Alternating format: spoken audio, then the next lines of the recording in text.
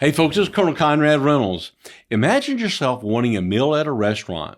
In the past, you would always stick to your tried and true local spot, just like voting at your local precinct. But just as new voting centers have been introduced, your dining choices have expanded to include any restaurant within your county. You decide to try a new, unique establishment.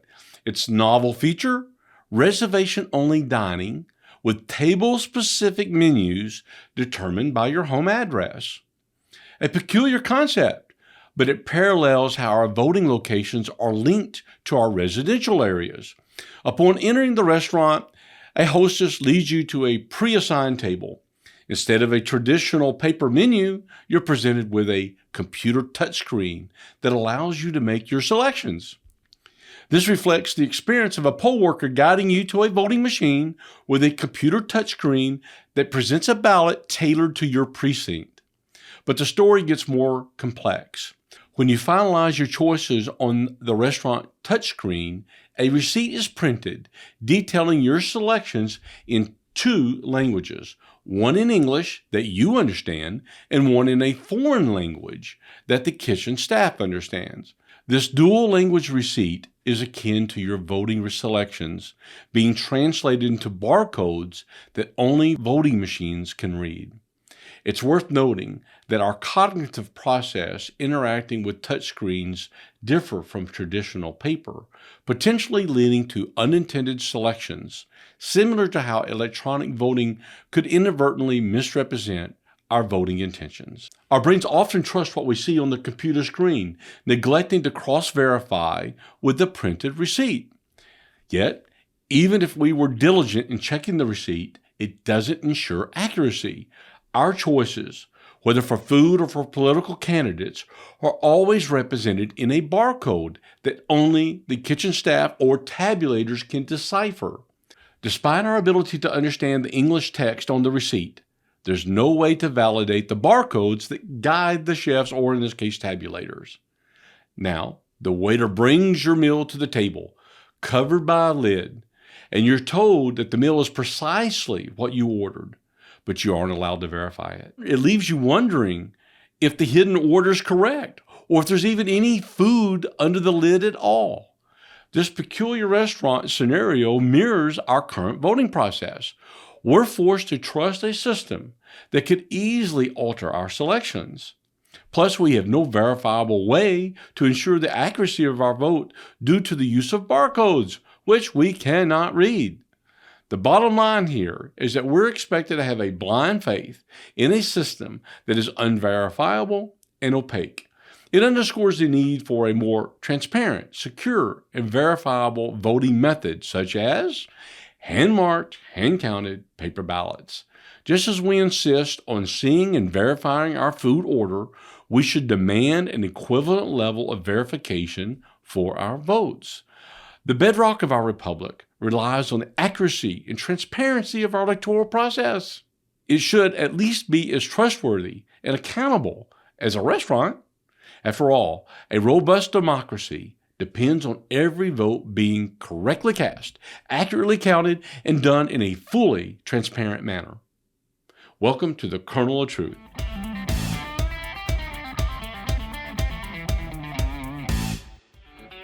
Welcome to the Kernel of Truth, and here's your host, Colonel Conrad Reynolds. Hey folks, I hope you enjoyed the opening monologue. What we're trying to do is draw an example of how crazy the system that we currently have.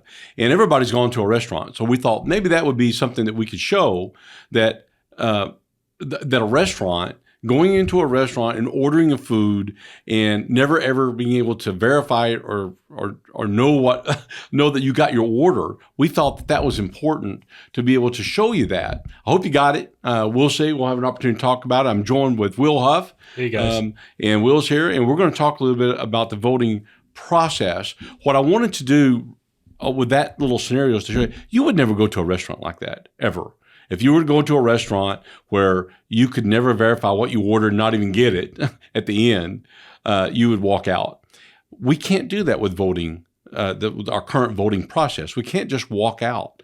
The reason we can't walk out is because it's already been approved by everybody in leadership positions, and we've got to explain to them and tell them we do not want a system that is unverifiable. It's opaque, and that's what this one is. So we're going to work hard to explain that, but most people don't understand the voting process at all. So for the next few minutes, Will, I think that we need to explain exactly how we vote and what the process is. And most of you who voted, this will be familiar, but most of us just go into the precinct or to the vote center, and guess what? We just go through what they tell us to do.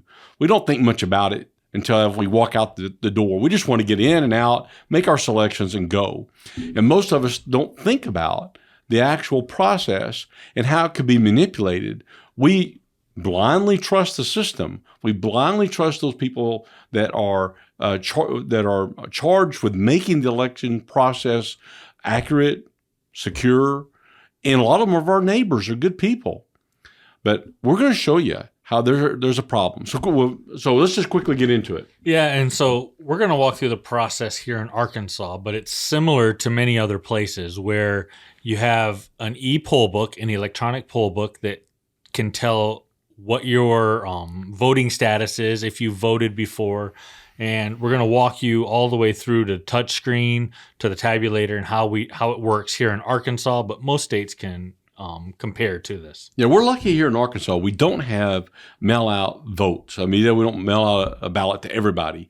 We have absentee voting. But it's not that many. And we do not have voting. But what we have is a system that is... it has holes. It has holes. So let's talk about it. Let's talk about the process. So first, you walk into your vote center, and what is the first thing that you do? You walk up to the desk, and usually there's local, some kind of poll worker. Poll workers are working there, and a lot of times they've been there forever. I mean, they've been working that particular place for years. Well, it used to be before voting centers. Well, they're there. And in Arkansas, we have a good thing. We have voter ID, which means we have to show an ID in order to vote. Now, it's not as strong a law, and we'll talk about that later on.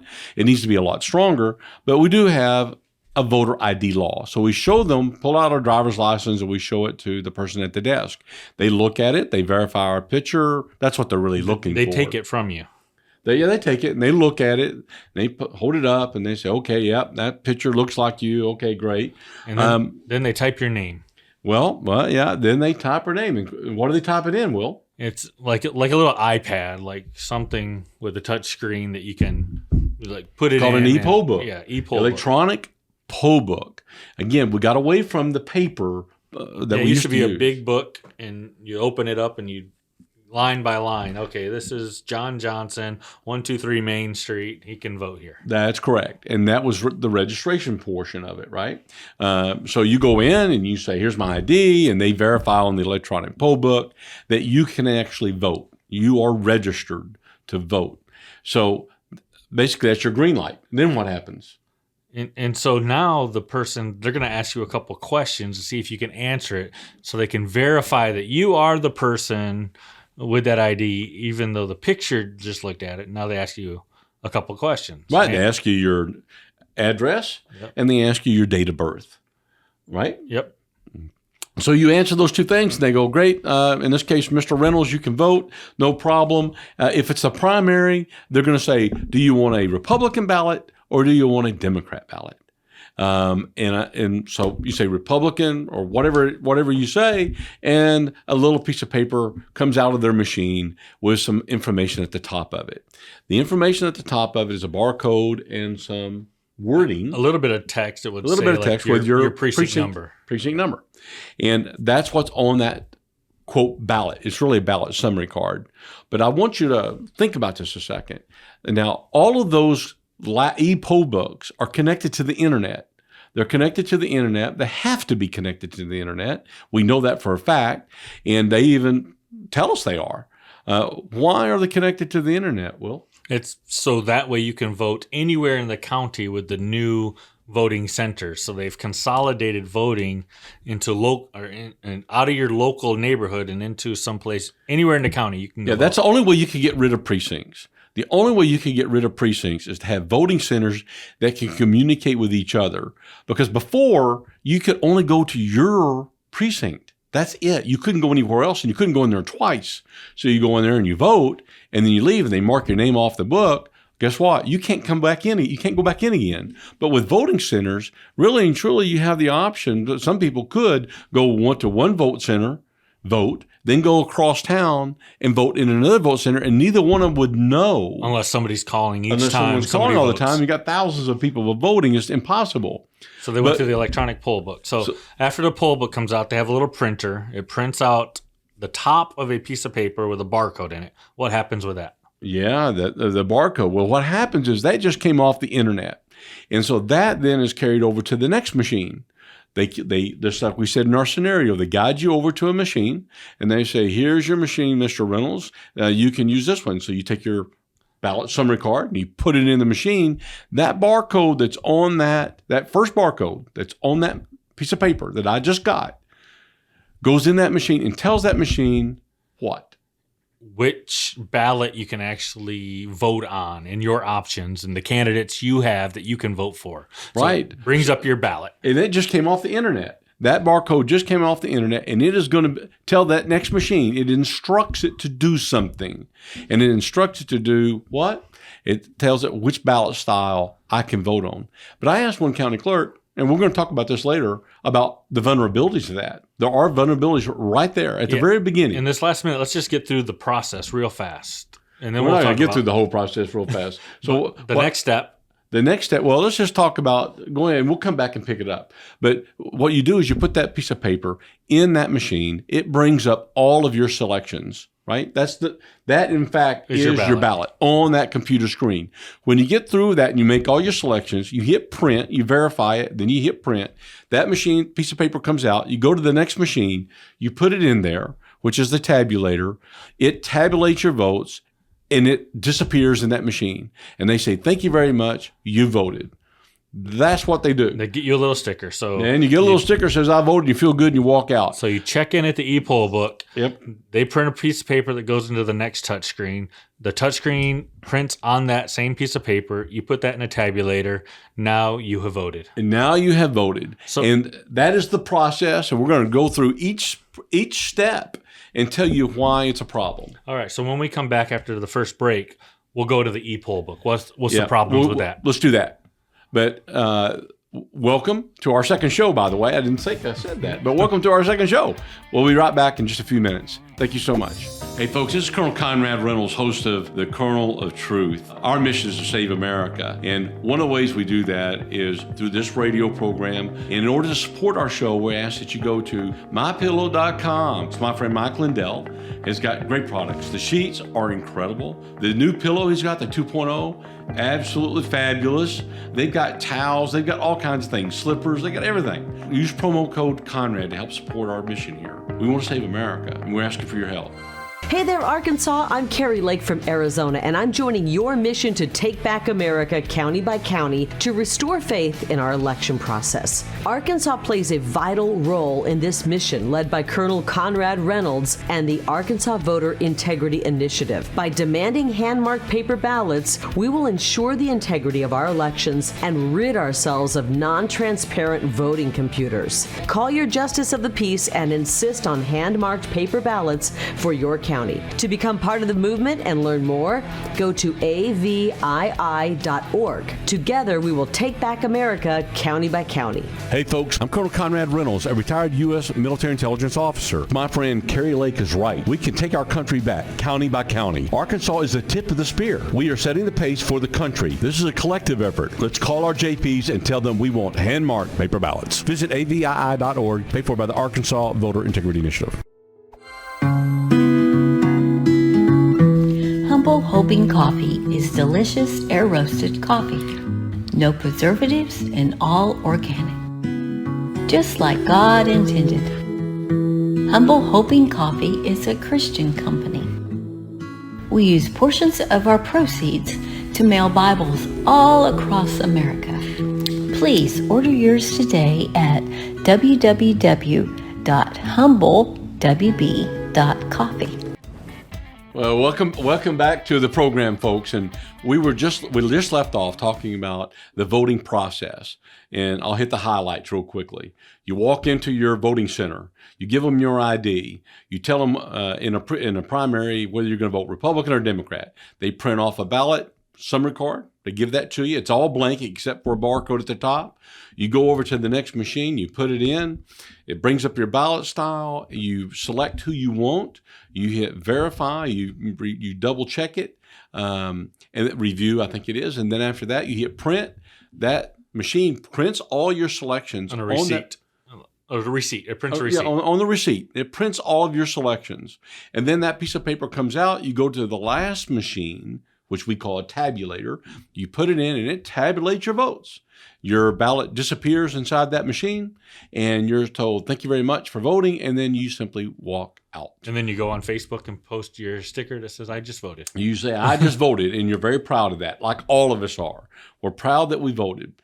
But now we want to talk about the steps, but we talked about it a little bit. The first step for this segment, we're just going to talk about the e-poll book. The very first place you stop, when you go in and you stop at that desk and you tell them who you are, show them your ID, they look up the information about your voter registration on an electronic poll book.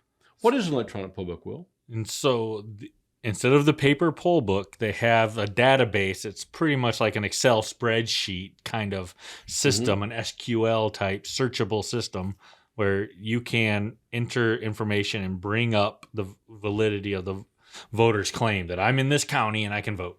Right, and right. They check that. So you're right. And what they do is they look it up and they go, yeah, Mr. Reynolds, you can vote, and yeah, you live here, and that's your address. And so this is the ballot style that you're going to get. Correct. But let's talk about the vulnerabilities of the e-poll book. Where does that information live? Where does it reside? Do you know?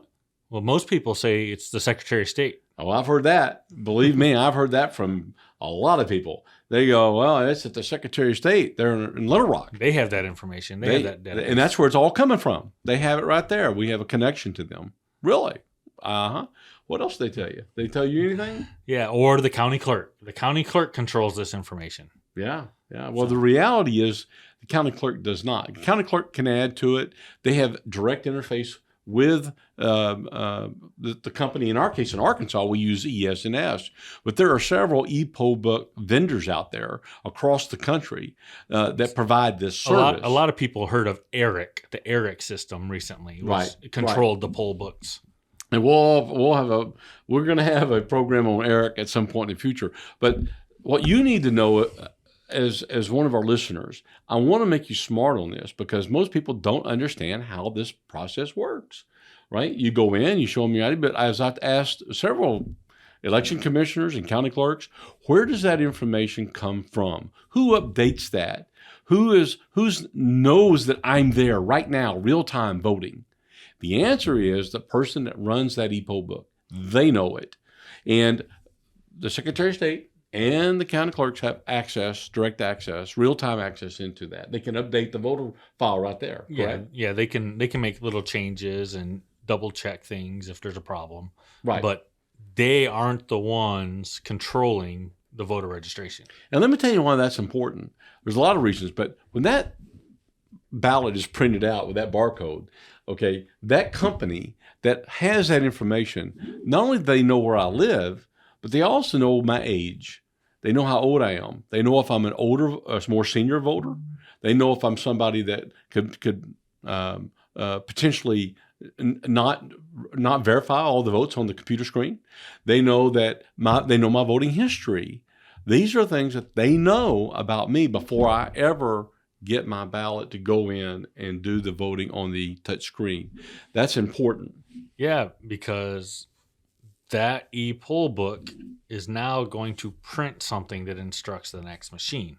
That's so correct. Being online with your national security hat on, what is that? Like, what's the vulnerability there? Well, the vulnerability is that we don't know what that barcode actually instructs the machine to do, other than we've been told it brings up your ballot style. And that we can verify because you put it in and the ballot style comes up. Obviously, it's telling it to do that. What we don't know is what else is it telling it to do. We're not allowed to read the barcode. We don't have a way of deciphering it to tell what it says. So we just have to trust. We just have to trust them when they tell us that's all it does. But the people telling you that have no clue. They've got no idea, because guess what? They can't read the barcode either. But they say you can pull out your cell phone and read a barcode. Oh, yeah. They've all said that. Now, this is interesting. This is really interesting.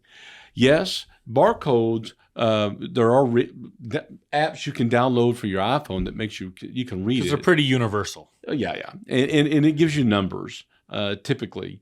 A barcode is a series of numbers. What it doesn't tell you is how that machine has been programmed to interpret those numbers. And so without having access to the computer code, we have no way of knowing how it reads those numbers. That is a real problem, and it's a real vulnerability. And what makes it so critical is that there's nobody in our system that can tell us what the code is doing, how it's reading, how it's interpreting that barcode. It's like when you go buy a bottle of ketchup, right? Yeah, I've used this example 1,000 times, and I'll probably use it many times here on this show, but I want you to understand this. If you were to go down and, we'll say, go to Walmart and buy a bottle of Heinz ketchup, which I love ketchup. I like Heinz too. But it's made in a factory, and all the labels there are the same. It's the same label, no matter which store it's in, whether it's in Walmart or Target or wherever. But just say you go to Walmart and you buy a bottle of Heinz ketchup. Mm-hmm. You like Heinz ketchup? It's my favorite. There you go. And you take it and you roll it through the self checkout, and it will tell you how much it cost. Maybe it's $1.99. You take that same bottle of ketchup and you go to, we'll say, 7-Eleven and run it through there. Same barcode. And it's $2.99. Well, how is that possible if the barcode should be the same information? It's not. It's how it's interpreted and 7-Eleven's got their own system to be able to read barcodes and make the determination of what that price is going to be, so they can change it back and forth, right? Like, there have been instances where the barcode just showed up the whole wrong item because it was programmed wrong at the beginning. Right. And so this happens when you use barcodes, things you cannot verify. You have no way of knowing and verifying whether that is actually counting what's supposed to be counting. Even on top of that, you've seen where things can be hidden inside the barcode that regular barcode readers can't pick up. Yeah, there are ways. Whenever you get into computers and technology, there are ways to be able to hide, encrypt information inside a barcode. They've done it with pictures all the time. Being able to encrypt and hide information in there. And again, that's very possible. So we wouldn't be able to see. Even if you could read the number, you would not be able to determine what else it's telling the machine to do. We simply cannot have that in our election process.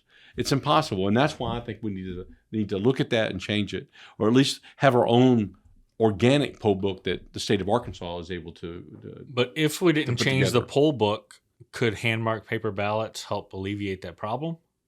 Oh, yeah. And we're going to talk about that probably in the next segment here in just a few minutes, because we only got 30 seconds left. Yeah, we'll get back to the touch screens. We'll talk about the problem with the touch screens in the rest of our process. The touch screens, ladies and gentlemen, just tune in. Come back. You're going to want to hear this. Believe me. Thanks a lot. Thanks for joining our show, and we'll hit you after the commercial break. Thanks a lot. Hey folks, this is Colonel Conrad Reynolds, host of The Kernel of Truth. Our mission is to save America, and one of the ways we do that is through this radio program. And in order to support our show, we ask that you go to mypillow.com. It's my friend Mike Lindell has got great products. The sheets are incredible. The new pillow he's got, the 2.0, absolutely fabulous. They've got towels, they've got all kinds of things, slippers, they got everything. Use promo code Conrad to help support our mission here. We want to save America, and we're asking for your help. Hey there, Arkansas. I'm Carrie Lake from Arizona, and I'm joining your mission to take back America county by county to restore faith in our election process. Arkansas plays a vital role in this mission, led by Colonel Conrad Reynolds and the Arkansas Voter Integrity Initiative. By demanding hand-marked paper ballots, we will ensure the integrity of our elections and rid ourselves of non-transparent voting computers. Call your Justice of the Peace and insist on hand-marked paper ballots for your county. To become part of the movement and learn more, go to avii.org. Together, we will take back America county by county. Hey folks, I'm Colonel Conrad Reynolds, a retired U.S. military intelligence officer. My friend Carrie Lake is right. We can take our country back, county by county. Arkansas is the tip of the spear. We are setting the pace for the country. This is a collective effort. Let's call our JPs and tell them we want hand-marked paper ballots. Visit avii.org, paid for by the Arkansas Voter Integrity Initiative. Humble Hoping Coffee is delicious air-roasted coffee. No preservatives and all organic. Just like God intended. Humble Hoping Coffee is a Christian company. We use portions of our proceeds to mail Bibles all across America. Please order yours today at www.humblewb.coffee. Hey, ladies and gentlemen, welcome back to the show. Last segment, we were talking about the e-poll book and the process of voting and some of the problems we see with the e-poll book. This segment for 9 minutes, we're going to talk about the touchscreen computers. We're going to talk about some of the problems there. I wanted to show you those of you who are listening on the radio, I encourage you to go to our Facebook because you can see some of the things I'm showing right now. One of the things that I wanted to show is that you can look at, this is what comes out, that piece of paper I was telling you about that comes out of the e-poll book. This is the barcode here, and this is the information that comes off of the internet right there, and it's printed. And the rest of the sheet is blank. It's blank until you vote. You go in, you put it in that express vote, and then you vote. And so what we're talking about at the beginning with the problems on the e-poll book is that top barcode, we don't know what instructions it is giving the next machine or how that next machine is going to interpret that. We don't know. So that leads us into the touchscreen. That's the next machine. That's right. So you shove this. You put this in that machine, and then all of a sudden, all of your potential selections, anything, that's the ballot. The ballot is actually on the screen, and you get an opportunity to pick who you want right there. It's actually really convenient. The problem is there's a lot of problems with it, and we're gonna talk about that, because once you go through and you select who you want, and you say, okay, I want candidate A or candidate B for this race, and you go into the next page and you select those. You go back and review. We have affidavits from a lot of people. I mean, more than just a few, a lot. And they basically tell us, I saw who I voted for. And when I went back and reviewed it, had changed it. It had flipped it. Something happened. A lot of people say, after I hit print, I noticed the name was different. And they've signed affidavits under penalty of perjury that it happened to them. I had one couple, it happened to both the husband and the wife. So there's a real problem here. But let's talk about exactly what you see. And when I tell people, I was going to say, like, go ahead. With the votes, they always say, well, you just made a mistake. You touched the wrong button. And that leads us to, like, study after study that if that were the reason that our brains don't work the same using a touchscreen as it does a paper ballot. There are studies. We have a lot of them. These aren't small studies, but this one was in 2020. You can look at that by Philip Stark. Ballot marking devices cannot assure the will of the voters. Cannot assure. And these are Princeton, Georgia Tech, Berkeley professors writing. And some of them who we've contacted, and they stand behind these reports, but nobody's listening to them. Everybody who is responsible for installing these electronic voting systems, they're not talking to these people. They're not listening, not reading these studies. They're out there. Anybody can read them. Here's another one. This one here is, there is no reliable way to detect hacked ballot marking devices. And ballot marking devices, BMD, is what the touchscreen computer's called in the lingo, right? Yeah, we need to get a handout put on the website, A cheat sheet, so people can understand what we're talking about here. Again, basically 3 machines: the e-poll book, the touchscreen computers, which are called ballot marking devices because they mark your ballot, and then the last one being the tabulator, which is the DS200 for us here in Arkansas. But we need to, so you understand, these are the machines that are used in order to count, in order for you to vote. That's the process. Yeah, and so this report here is showing that you can't even detect if there was malfeasance. And no, it's very difficult, and it's not easy. But anyway, when you go into that touchscreen computer and you put that piece of paper in that we talked about, and it pulls up all those selections, and you vote, and then you hit print. When you print, I can tell you that most people that I talk with, they say, I don't remember seeing barcodes on my ballot. I don't remember seeing those. Well, let me show you what it looks like. It looks like this. At the very top, see all these barcodes up here? All these barcodes? These barcodes is what the tabulator counts. See all these English names down here? All the people you voted for? You could cut that off. It wouldn't matter because it can't read those. It only reads these. And I can't read barcode. Can you read barcode, Will? I have not learned how to read it yet. So, because I can't read barcode, I don't know if these actually reflect these. In other words, for every name, there should be a barcode up here. I have no idea. That correlates with that name. And when it counts this one, we'll say this one's for candidate A, well, then that barcode should be candidate A. But we have no way of knowing. Well, we can dig into that when we talk about our tabulator issues, what we have in that. Right now with the touch screens, also, let's go to that first barcode you stick in the top. Sure. You talked about what it instructs the computer to do. We know it brings up your ballot. Right. What it could do. What could it do? There's a National lot of security hat. A lot of things it could do. It could say, you know what? We need to flip 5 votes per 100. We need to make sure 5 votes per 100 come away from candidate A and go to candidate B. Could easily do that. You could program the computer to do that. And this barcode could tell that computer, oh, this voter is older, more senior, maybe someone who's over the age of 70 or 80 or even 90. And they could say, this person probably wouldn't catch it if we flipped the vote. Well, how could it know somebody's over 80?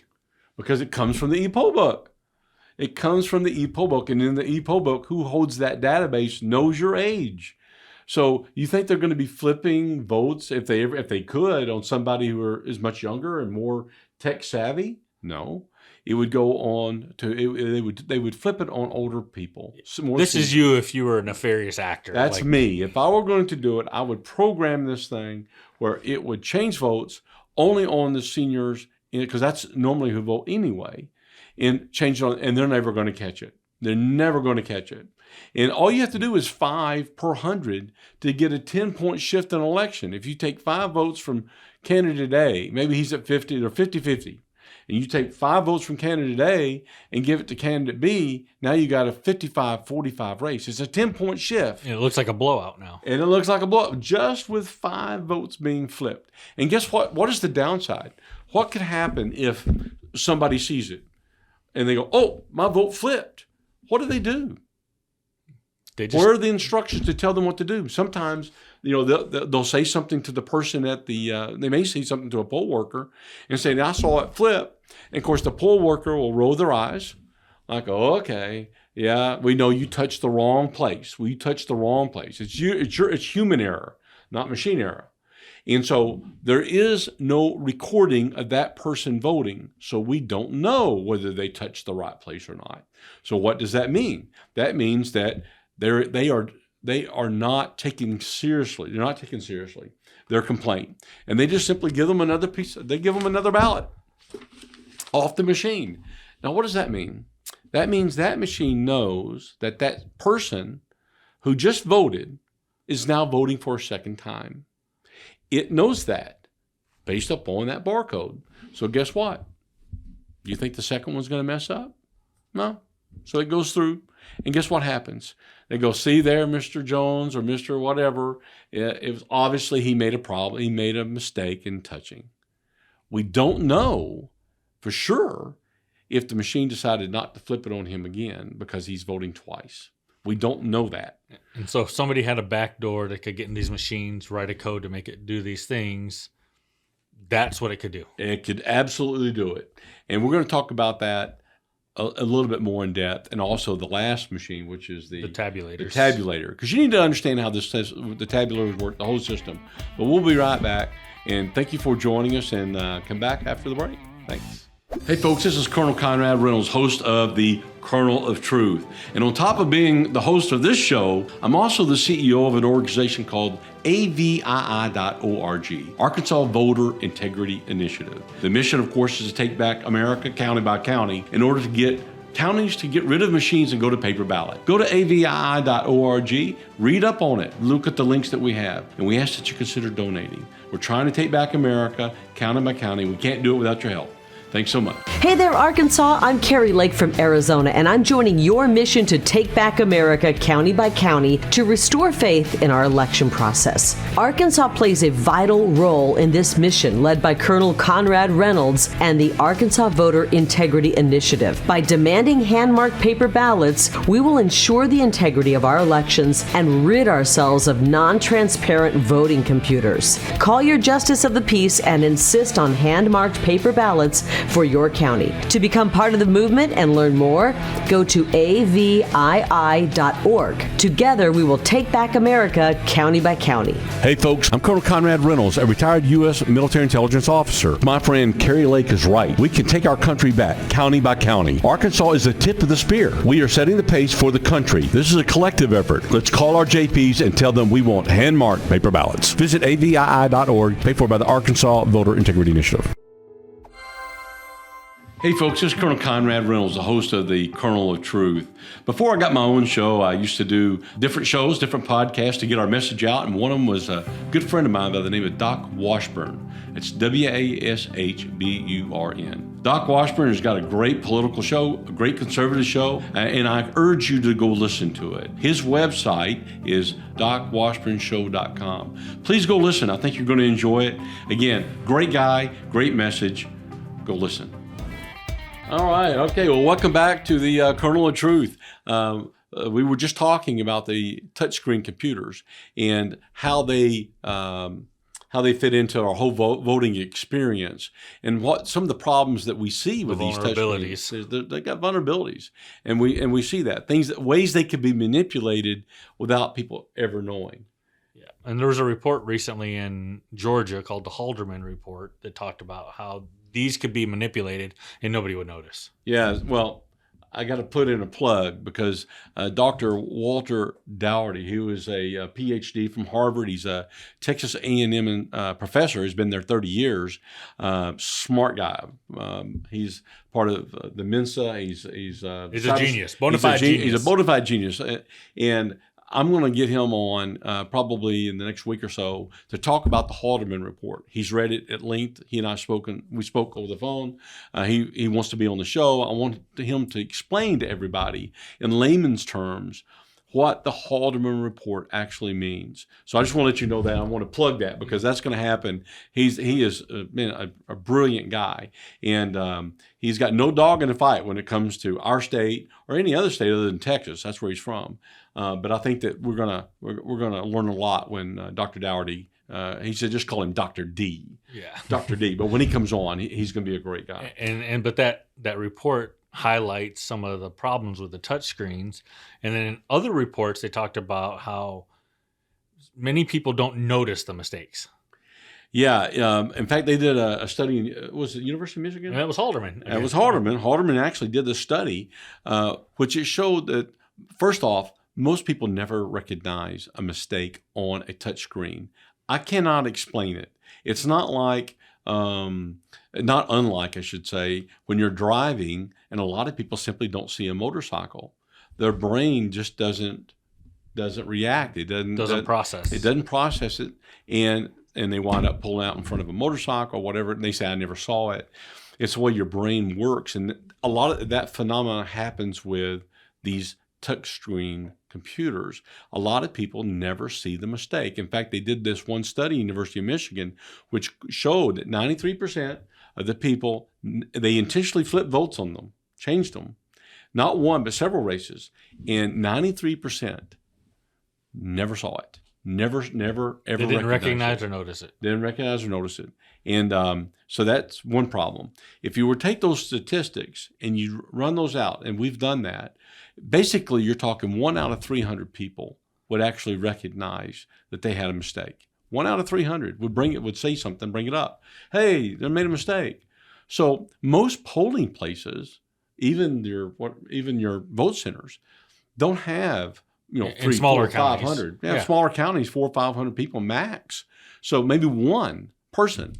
Okay, so that doesn't raise So they're anybody. not going to shut down the machines or No, it's not. They're not going to shut quote them unquote down. recalibrate them. No, yeah, they're going to recalibrate. But the whole point is that nobody, it simply would not make a difference if one person out of 300 came up and said, "Oh, there was a problem with the machine. I saw it flip." And that They would would lead, not give them any credibility. They would look at them and roll their eyes and say, "Mr. Jones, go ahead and just vote again." and that would make it easy for a 10-point flip, like you said, 5 out of 100. It could easily do it with no problem at all. And again, we're not saying that. These are the experts who've looked at this. They're saying it. The reports are out there. The reports are available for anybody to read. It takes time. Again, you got to do a little research, and you got to, I went through a bunch of trees printing all this stuff out and reading through every one of these reports. And I will tell you that I'm 100%, absolutely 100% in belief that these things can be manipulated.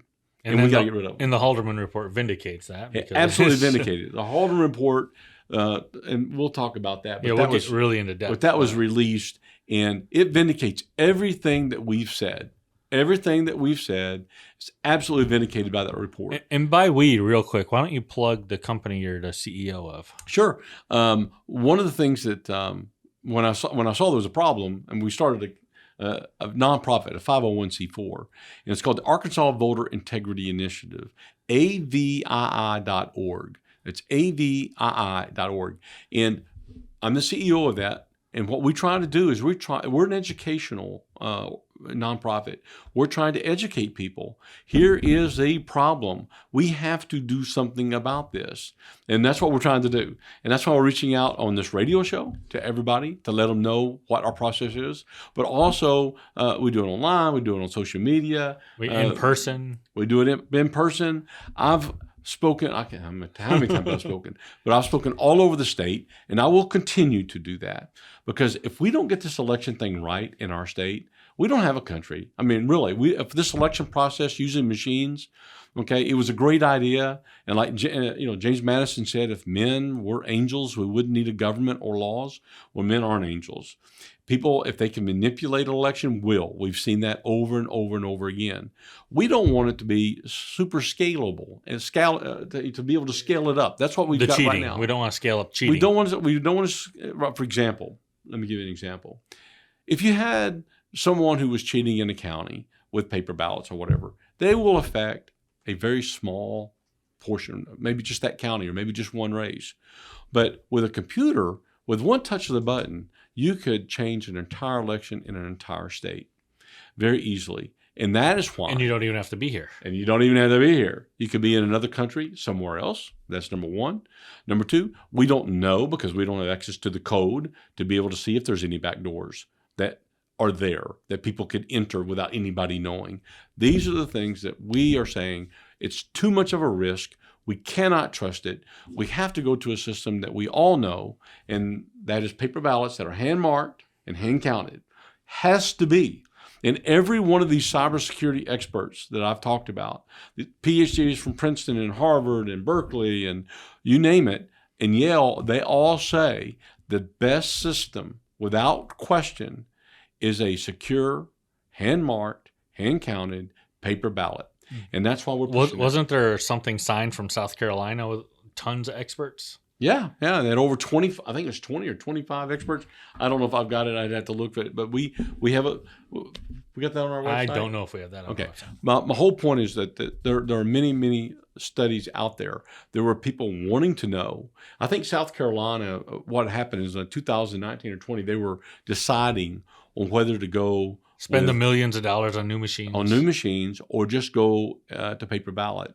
And all the experts said all the experts said paper ballots, hand marked, and they wrote a letter, and 20 or 25 experts all signed it saying, do not go to ballot marking devices. Do not do it. Well, guess what? The people there in leadership, the lobbyist won.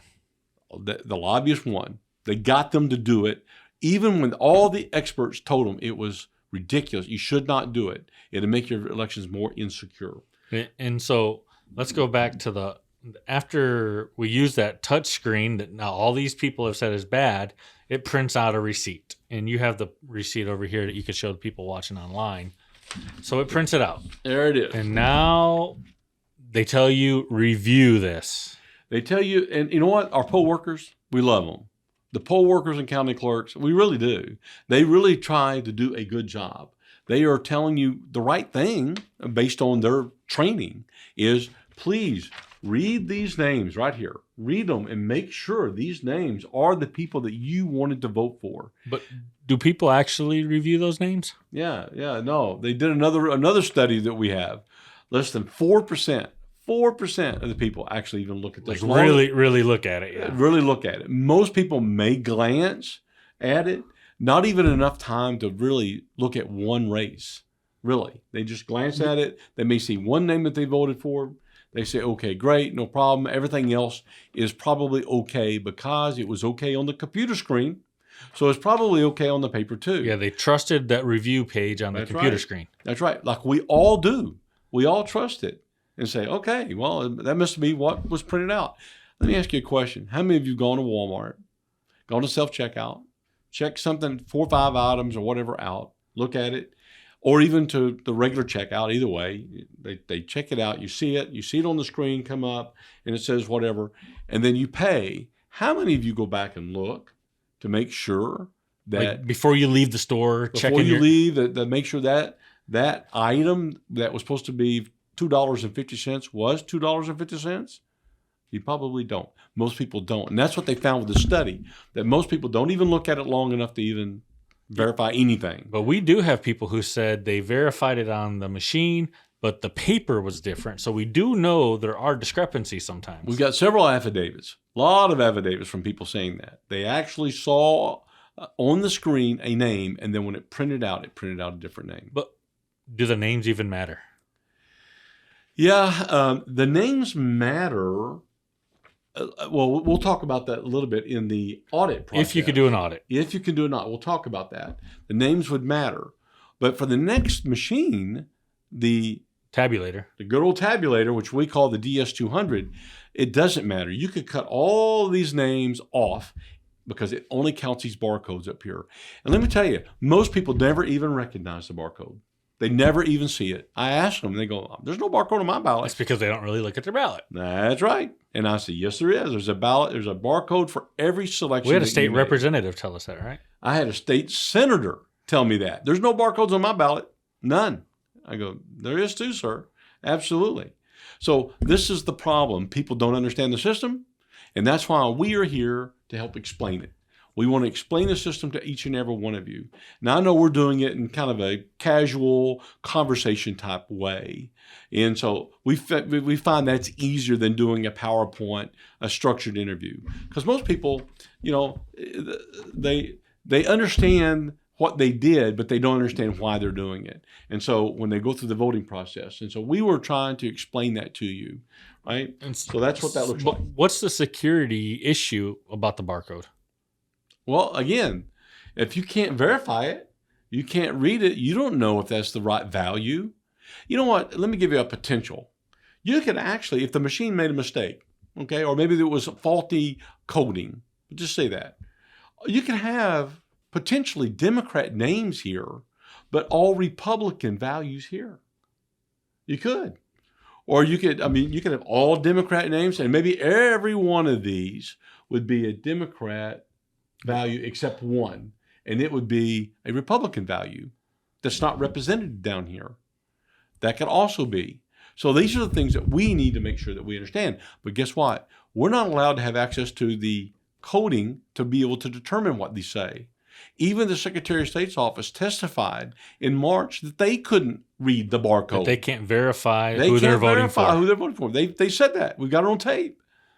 That is a problem. Why do we have this system in Arkansas? Why is my vote, who authorized my vote to become a barcode that I can't verify?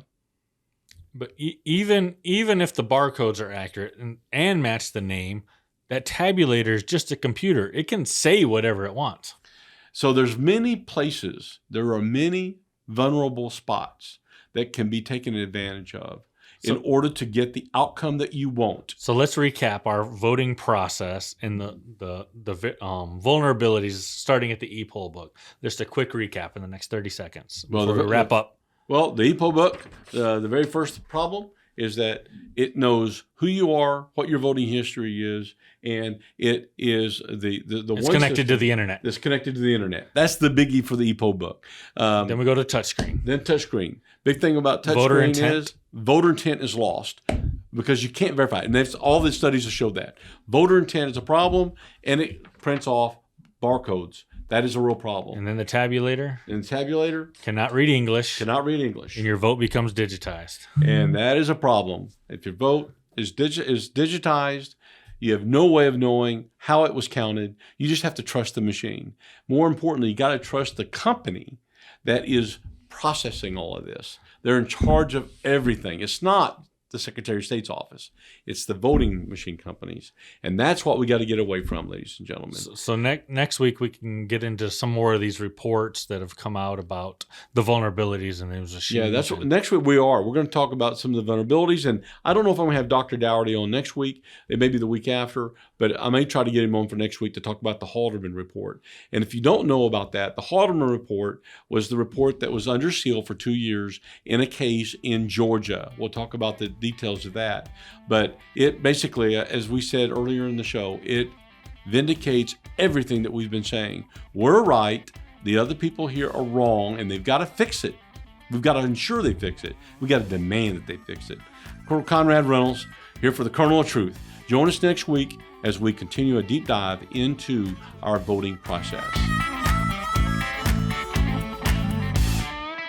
Hey folks, this is Colonel Conrad Reynolds, host of the Kernel of Truth. Our mission is to save America, and one of the ways we do that is through this radio program. And in order to support our show, we ask that you go to mypillow.com. It's my friend Mike Lindell has got great products. The sheets are incredible. The new pillow he's got, the 2.0, absolutely fabulous. They've got towels, they've got all kinds of things, slippers, they got everything. Use promo code Conrad to help support our mission here. We want to save America, and we're asking for your help.